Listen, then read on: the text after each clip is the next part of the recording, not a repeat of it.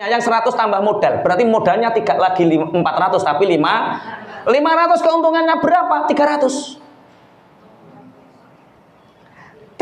ini yang 100 untuk anak istrinya, yang 300 tambahkan modal, berarti dari 500 modalnya menjadi 700 keuntungannya berapa? 400. Sudah 100% kan scale up-nya untuk 1000%. 1,5 tahun persis 3M lunas. Dari mana? Pentol setelah cabangnya ada 18. Kalau masing-masing cabang keuntungannya 200.000 kali 18 berarti berapa? Manis takhoffal akriba khosirul mawaddah. Sapa sing remehno kerabate dulure, monggo wong iku ngrusak kasih sayange. Artinya istighfa itu nek duwe dulur apik ya diapiki, nek duwe dulur elek diapiki. Dulur apik diapiki ben tambah-tambah apike, nek dulur elek diapiki ben ora nemen-nemen eleke. Sampean duwe dulur wis sampean apiki kok gak apik-apik, iku urusane dhewe karo Gusti Allah, dudu urusane awake karo wonge, paham nggih? Dulure sampean medhit. Sampean misalnya dulure loro, sing siji medhit, sing siji luman. Ngoten niku sing sampean senengi, dulur sing medhit apa dulur sing luman? Berarti sing medhit sampean. Dulur sing apik iku ora bedakno dulur medhit, dulur sing luman. Iku dulur sing apik. Dulur sing luman, sampean kei dhuwit 2 juta. Dulurmu luman. Zaman susah dulurmu sing luman tahu kok kayak duit 2 juta. Terus dulurmu sing luman ki berkah terus melimpah, terus sugih kira-kira duit 2 juta ki dibalekno napa mboten? Dibalekno, wong duwite wong dulure sampean iku luman. Nek balekno ora ngarah 2 juta, iso 3 juta, iso 5 juta, wong dulure luman. Nek dulure sampean medhit, sampean kei duit 2 juta, balik napa mboten? Balik. Tapi sing balekno dudu dulurmu. Sing balekno sapa? Allah. Nek Allah sing balekno ora ngarah 2 juta, 3 juta, 5 juta. Sing balekno Allah mesti luwih akeh. Mulane kula seneng nek duwe dulur medhit, seneng tak kakei. Soale napa? Sing balekno Allah, sing luman yo tak kei sebagai dulur. Dadi wong apik iku ora ngerti. Dulur apik iku ora ngerti dulurmu sing luman, dulurmu sing medhit kabeh dianggap apik.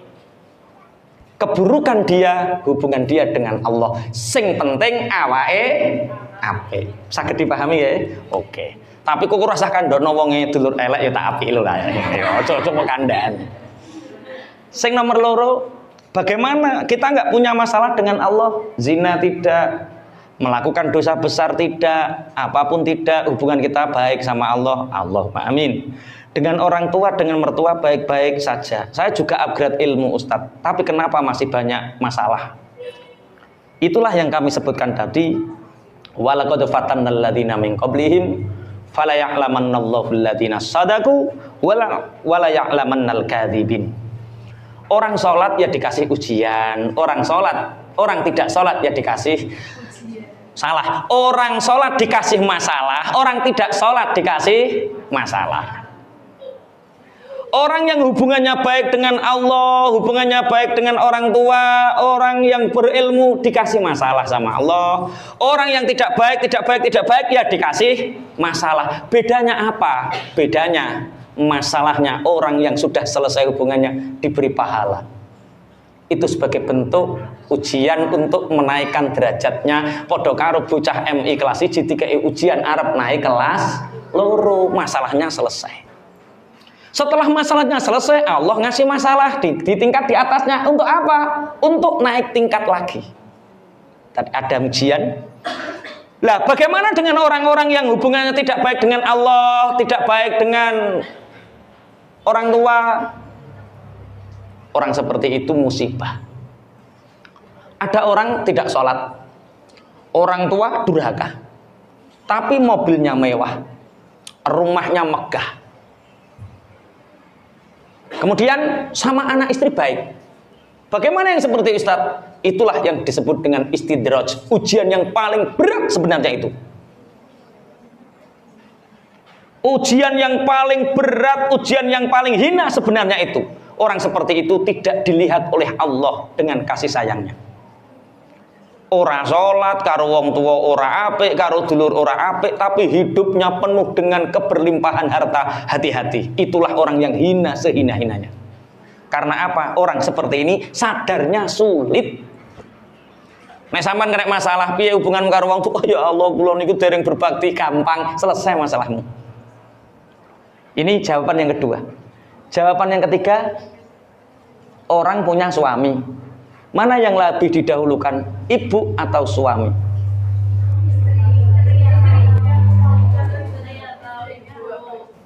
Istrinya atau ibunya? Kalau jenengan milih pundi? Nek neng sinetron, ibu selamanya ibu, istri orang lain. Nek wong model ngono ki gampang pegatan. Jadi ada hukukul abawain, ada hak-hak ibu yang harus kita penuhi. Ada hukukul zaujain, ada hukukul zaujah, hak-hak istri yang harus dipenuhi. Apa hak-haknya orang tua yang harus kita penuhi? Ma'isyah kalau tidak ada yang menanggung. 2, kasih sayang. Istri sama.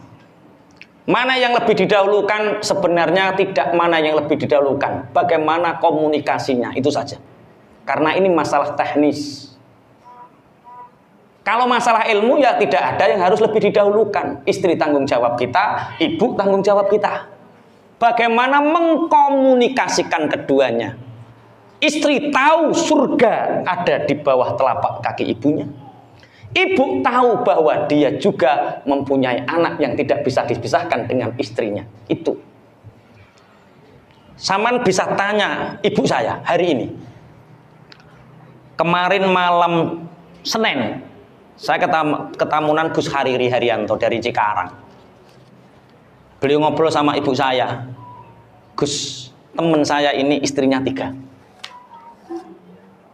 Dan baik-baik saja. Ibu saya terang-terangan ngomong di depannya, Gus, nek tohai iki wani rabi neh Gus, gak tak anggap anak, sing tak anggap anak mantuku. Weh, aku takok bojoku, Mi, nek nyogok mbok ibu apa kok terakhir? Kok sampai kuat men kok nurut karo sampean timbang karo aku? Ternyata ini masalah komunikasi.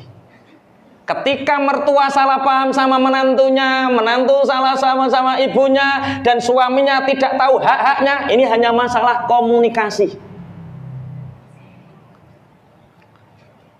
Kalau nggak bisa nuturi suami, suruh ngaji samawa setiap minggu ketiga di Masjid Hajah Sukimi atau di Masjid An-Nur. Ada satu kitab lengkap, saya bacakan. Kitabnya nama Adabul Islam fi Nidhamil Usrah, etika Islam dalam berumah tangga. Itu ada bagaimana ketika suami tidak tahu hak istri, ketika suami tidak tahu hak ibunya, maka akan terjadi ketimpangan. Sebenarnya kita bisa jalan-jalan bareng sama ibu, bareng sama istri. Kalau Iwan bayangno, ibu, istri, istri, istri. Padahal saya sudah mentarbiah istri saya, Dek, kalau jadi istri saya harus siap yang kedua, harus siap yang ketiga. Saya siap.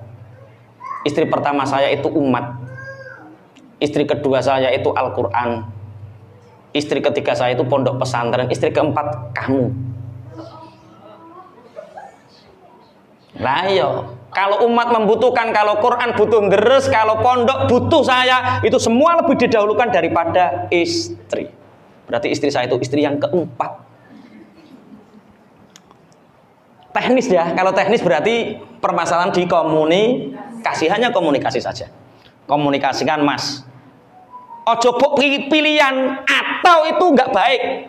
Mas, pilih ibu atau saya.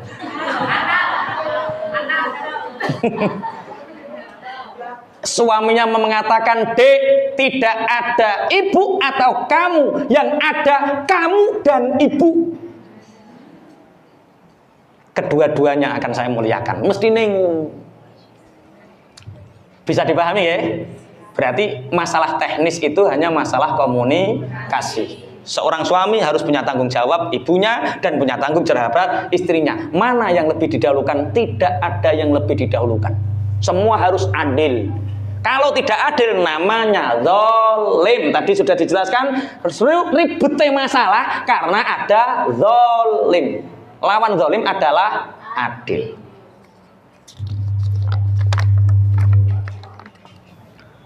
Bagaimana cara teknisnya? Solusi agar urusan kita bisa cepat terselesaikan, terutama hutang riba. Ada papan tulis langsung pulang hutangnya sampai lunas. Celing lunas. Karek ongkone tok.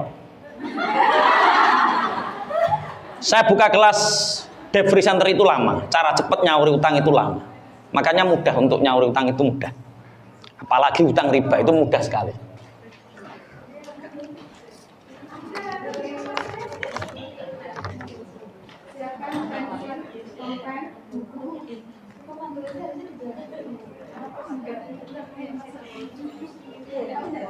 Di depan nggak apa-apa.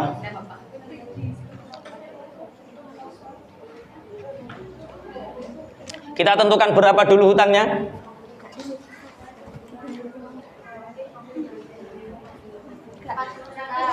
Berapa? 100 juta. Kalau di pondok 100 juta itu yang nangani bukan saya. Santri bisa. Kalau saya 1 M ke atas. Oke. Hutangnya 2 M. Kalau ada orang terlilit hutang 2 M. Oke. Ini sebenarnya pelajaran besok tapi nggak apa-apa, ini sebagai mukaddimah. 2 M. Ini bukan 2 meter ya, 2 M. 2 miliar. Oke. Masalah hubungan dengan Allah diperbaiki, oke. Dengan orang tua diperbaiki, oke. Hubungan dengan saudara diperbaiki, oke. Sekarang teknis. Bagaimana cara nyauri hutang? Tergantung hutangnya. Hutangnya ini hutang yang antara aset dengan pekerjaan sudah nggak imbang atau masih imbang. Misal utangnya 2 M wis ora mergawe, omah didol, sawah didol, ijek ora cukup. Itu berarti hutang lebih besar dengan kekayaan. Kalau seperti itu namanya cut off. Sistemnya namanya cut off. Cut off itu hentikan semua angsuran, hentikan semua cicilan. Ada strategi, kita lewat jalur hukum. Nah terus uang kita ditabung dulu, nanti ada strateginya. Kalau masih bisa bekerja, tapi begini, semua hutang wajib bayar. Rasulullah tidak mau mensolatkan orang yang tidak mau bayar hutang. Yang pertama, agar hutangmu lunas, punya niat untuk membayar. 1. Punya niat untuk jangan menghindar. 2, hadapi kenyataan. Ada debt collector senyum, ngapung. Lah kapan bayare? Jangan sebut tanggal, jangan sebut waktu, jangan sebut hari. Kenapa? Saya menggunakan minta cuti angsuran. 1, cuti angsuran. 2, cuti bunga, ditulis yang rapi, diajukan ke kepala kantor. Minta cuti angsuran, duitmu dewe, hadapi kenyataan. Pak, saya ingin bayar, tapi keadaan Pak, suami sedang bangkrut, ekonomi kita sedang nggak baik Pak, resesi Pak. Kalau orang atasan takut resesi, kalau rakyat seneng reses. Reses itu uang DPR sing ngili. Nah, kalau guru TK senengnya resepsi. Ada resesi, ada reses, ada resepsi. Minta cuti angsuran, cuti bunga. Digebrak oke, dianu oke. Hadapi kenyataan, kuatkan mental. Strateginya bagaimana? 1. Kita pakai jurus namanya ISIS.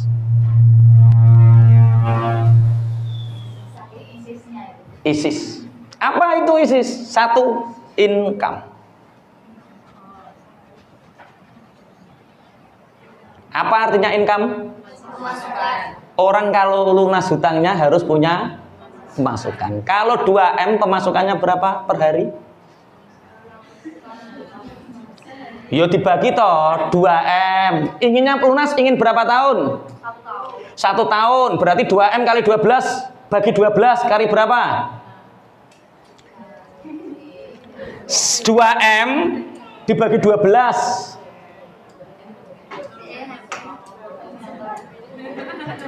Ayo.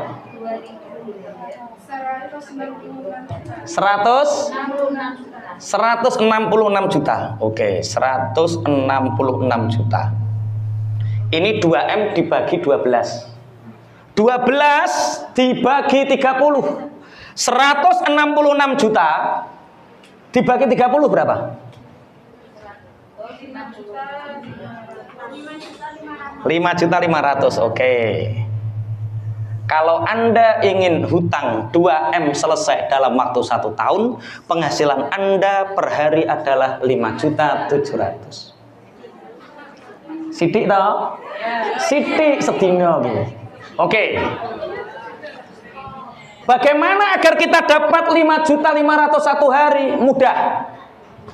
Setelah kita dapat income, coba pemasukan kira-kira lumrahe wong-wong memasukkan berapa satu hari? 100.000? Enggak, lumrahe wong Ibu Iva aja ndelok wong-wong sing dhuwur. Iki kan sing dibinakan wong startup kabeh to. Karena untuk lunas selama 2M dalam 1 tahun per hari harus dapat uang 5.700.000. Kalau kita lihat 2M-nya itu besar, tapi kalau lihat 5 jutanya itu kecil. Kecilkan dulu. 50.000? Oke, 50.000 income 50.000. 50.000. Berarti 5.700.000 ini dikurangi 5.000 berarti Anda masih kurang 4.650.000. Di mana carinya? S yang kedua, saving. Income ini ada 3. Penghasilan itu ada 3. 1 penghasilan harian, 2 penghasilan bulanan, 3 penghasilan harimau. Harimau sekali nyokot kan oleh wedhus orang arah kelinci toh. Penghasilan harian ini apa? Penghasilan bulanan ini apa? Penghasilan harimau ini apa? Enggak punya semua. Ya berarti dipunyakan. Dibuat. 50.000 ini harian. Ini dari apa 50.000 ini? Jualan pentol Maroko 1.000 di Bojonegoro sebentar lagi akan ada pentol Maroko buka 5 cabang. 1.000 itu pentol saya. Nanti kalau ketemu di jalan beli. Itu rasanya enak. Oh, oke. Harian, bulanan, harimau. Wes, ojo bahas iki dhisik. Setelah kita dapat income, apa yang kita lakukan? Saving. Saving itu apa? Nabung. Nabungnya berapa? 1. 10% untuk Allah, 50.000. Ini untuk Allah berarti berapa? 5.000. 5.000 satu hari. Kemudian untuk kebutuhan secukupnya. Untuk rihlah sama 5.000. Rihlah itu jalan-jalan. Orang punya hutang harus jalan-jalan. Orang punya hutang nggak jalan-jalan tambah sumpek. Tapi jalan-jalan ini delok kemampuan. Kalau 50 hari sehari berarti uang jajan kita hanya 5.000. Nunggu 10 hari dulu biar kita dapat uang 50.000 jalan-jalannya ya habiskan 50.000 itu dalam waktu 10 hari itu. Oke. Kebutuhan secukupnya. Baru yang ketiga investasi. Investasi minimal 10%. Minimal 10%. Kalau 50.000 berarti 5.000. 1 bulan berarti kita punya uang 150.000 untuk kita investasikan. Investasi untuk apa? Untuk nyambut gawe, men-scale up penghasilan kita. 50.000 sehari, uang 150.000 ditambahkan modal. Setiap hari 5% atau 10%, minimal 10% uang itu untuk menambah modal. Agar yang asalnya penghasilannya 50.000 menjadi 60.000. 60.000 ditambah modal lagi jadi 70.000. 70.000 tambah modal lagi 50.000. Jadi 100.000. 100.000 otomatis penghasilannya sama, di scale up menjadi 150. Di scale up lagi menjadi 200.000. Begitu terus. Lah orang itu sekarang senengane bonsai. Dicukui dipritisi, jadi ora iso gede. Mestinya diinjek ditambah modal, tambah dicukui. Iki Quranku sakmene, badiku sakmene. Iki Quranku sakmene, badiku sakmene. Dadi ora ditambah-tambah pada 5 juta rong tahun biyen karo 5 juta saiki. Iya. Ya itu namanya ada uang namanya depresiasi nilai. Ada yang jualan jilbab? Ada. Jualan jilbab kolakane piro? 15.000. Jualnya berapa? 25. Oke, 25, 20. Kita pilih 20 atau 25? Kita jual 20, berarti keuntungan berapa? Keuntungan kita berapa? 5.000. Salah. Keuntungan Anda bukan 5.000, tapi bisa jadi hanya 1.500 atau 2.000. Kita buktikan. Kolak biasanya satu berapa? Satu kodi atau satu sulusin? Satu lusin. Oke, 12. 12 ini pasti ada yang tidak laku 1 atau 2. Itu namanya inventory. Inventory itu yang kita kolak tidak laku-laku. Namanya modal tertahan. Berarti 12 ini harga 15.000, berarti kita asumsikan 2 saja yang tidak laku, berarti sudah 30.000. Berarti jumlah total 12 ini ditambah 30.000. Itu HPP, harga pokok produksi. Kemudian setiap hari uang kita itu berkurang depresiasi nilainya. Untuk mengurangi itu kita tambahkan 5%. Berarti kalau misalkan 1.200.000, ini kolaannya bukan 1.200.000, tapi 1 juta tambah 120 berarti 1.320.000. Ditambah 30.000. Kita belum nambah sopir. Suatu saat kita punya sopir, suatu saat kita punya mobil untuk kolaan. Itu hariannya pasti 50.000. Gaji sopir atau 100.000 gaji sopir tambah bensin. Berarti kolaan enggak 15.000, tapi 18.000. Nek bodol 20.000 berarti mau bati 2.000. Terus sing loro ki bodol dhewe, alah gak apa-apa ki badine tok. Itu namanya membonsai bisnis. Nek ngono caramu utangmu ra ngarah lunas. Piye carane agar 2 miliar ini bisa sampai 5.700? 1, income. 2, saving. Setelah saving kita punya uang untuk nambah modal atau nambah bisnis, sehingga modal dan bisnis ini bertumbuh menjadi scale up. Bisa 100%, bisa 1000%. Berarti 50.000 sampai ke 5.700 butuh 1.000 scale up. Sebentar, 1.000 scale up itu sebentar. Karena hanya 50.000. 50.000 untuk 1.000 misalkan. 50.000 itu penghasilannya sopo? Bakul es atau bakul pentol? Saya punya temen namanya yang punya pentol darat.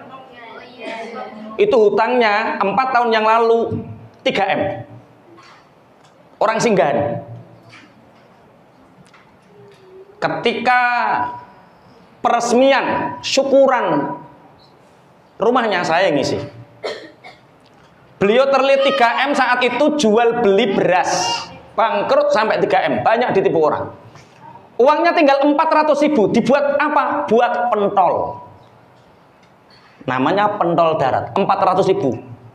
Tak tanya 400.000 itu keuntungannya berapa mas? Dari HPP harga pokok produksi 400.000. keuntungannya 200 Ustadz. Jadi dari 400 menjadi 600. Oke, 600 ini bagaimana? 600 ini kalau sehari saya habis 400, maka dengan sistem manajemen yang baik namanya finansial literasi atau mastery finansial, itu bisa 400 ini di scale up. 200.000 yang 100 untuk makan anak istrinya, yang 100 tambah modal. Berarti modalnya tidak lagi 400 tapi 500 keuntungannya berapa? 300 ini yang 100 untuk anak istrinya, yang 200 tambahkan modal. Berarti dari 500 modalnya menjadi 700 keuntungannya berapa? 400. Sudah 100% kan scale up-nya? Untuk 1000%.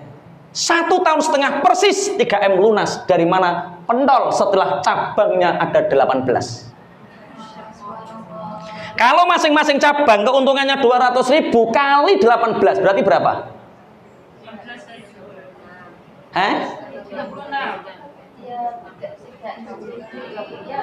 Berapa?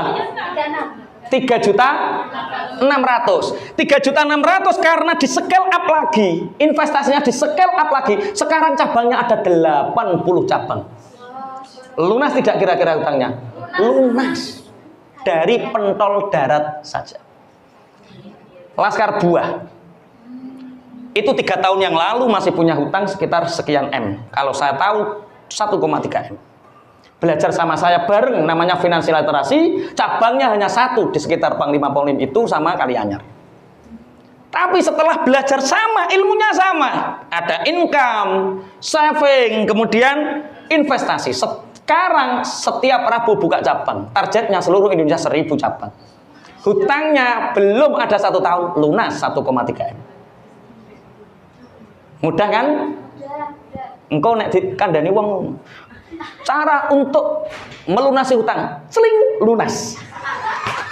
1 income, 2 saving, 3 investasi. S yang terakhir namanya simplicity.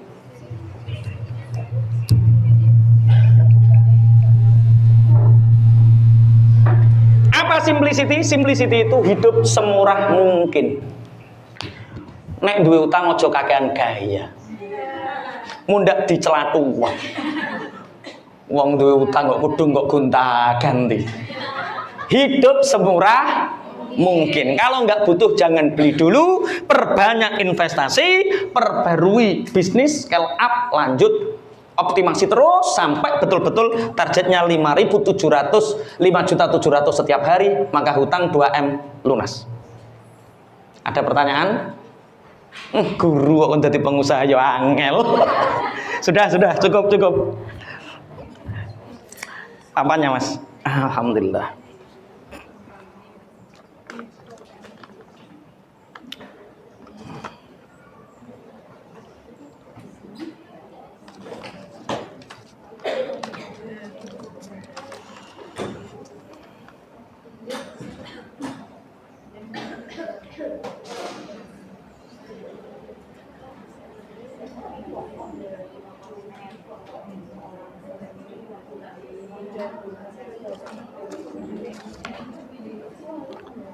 Pertanyaan yang sudah tahu caranya ngelunasi hutang?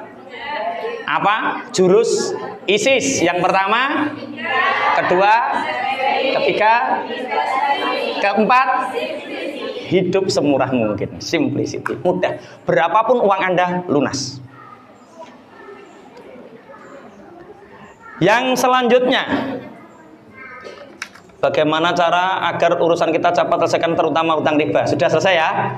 Oke, apalagi hutang ratusan juta, mudah kan? Puluhan juta mudah? Mudah. Oke. Yang ketiga, saya Ustadz mau bertanya, penyebab seorang diberi masalah salah satunya adalah hubungan dengan saudara tidak baik. Betul. Pertanyaannya, bagaimana dengan saudara yang tidak mau diajak baik? Semua saudara jadikan musuh bagi dia, itu urusan dia. Yang urutnya dia. Kita nggak punya urusan. Urusan kita baik sama dia, selesai. Dulur apik diapiki, dulur elek. Dulur apik diapiki ben tambah-tambah apike, dulur elek diapiki ben ora nemen-nemen. Aja mbok musuhi. Apiki ben gak nemen-nemen. Iki mbok eleki tambah nemen eleki. Dulur-dulurmu dhewe tambah mbok eleki. Paham ya? Oke.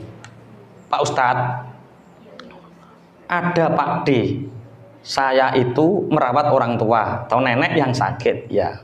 Pak D saya juga sering diuji sakit yang bisa dibilang parah. Ya. Bagaimana menyikapi hal tersebut, Pak Ustadz? Karena Pak D sebagai pemenuh nafkah setiap harinya. Dolani Pak D Pak Likmu yang lain. Matur Pak D ki ketoke butuh dibantu. Apa yang kita bisa bantu? Tapi sifatnya personal, itu kalau saya. Kalau saya punya masalah keluarga, tak temui secara personal. Siji, kukun ndelok pendapatnya, tak rungok-rungok, oh ki ngene, pola pikirnya ngene. Ditemukan saat ditemukan itu klik semua oke. Pak Lik, Mbah Hera ya sepuh, lah terus lah Pak Dewu sakit. Cara sampean piye Pak Lik? Ya wis wong tanggung jawab kuno. Iki aja jaluki urun, ndak serengen iki kok. Lah, timbang gawe masalah, ojo dijak mikir masalah. Ya wis nek ngono Pak D yo dongakno wae. Ya wis ayo didongakno bareng-bareng. Wis jaluki donga tok. Sing coke piye Pak Lik? Pak D ku sakit parah. Lah ya aku yo ngesakno. Lah piye? Iso bantu apa Pak Lik? Lah piye? Cara aku urun piro yo pantese? Ya wis Pak Lik, sak mampumu piro yo kira-kira. Aku tak menghubungi dulur sing liya. Anu Pak Lik, nek ketoke kae ora iso soalé lagi butuh banget. Sing dik meng lho, sing ngere masalah ki mang lho. Wong wis tanggung jawab. Lah iki simpulkan bahwa semua tidak ada masalah. Kita menjembatani saja. Itu yang kita lakukan. Yang penting apa yang kita bisa buat. Lah kabeh gak nih sing gelem urun perkara wedi karo bojone. Biasanya kan ngono, aku yo pengin bantu le, tapi piye neh wong bulikmu ora kenekan. Ngono terusan. Lah nek krungu ngono ya wis lah sampean matur Pak D. Apa yang bisa saya bantu untuk Pak D? Itu saja. Nek duwe gak dadi masalah nduk, iki piye carane ngrawat ya wis umpama aku sak wulan ning kene piye, umpama 2 minggu ning kene piye, selama Pak D sakit aku tak melu bantu. Itu enggak apa-apa. Jadi apa yang bisa buat biqadril iktifak sesuai dengan kemampuan kita, enggak muluk-muluk. Karena untuk berbagi itu tidak harus ngoyo, tapi sesuai kemampuan kita. Ini kelihatannya sudah rampung ya, sudah selesai. Masih ada lagi? Sudah. Besok kita lanjutkan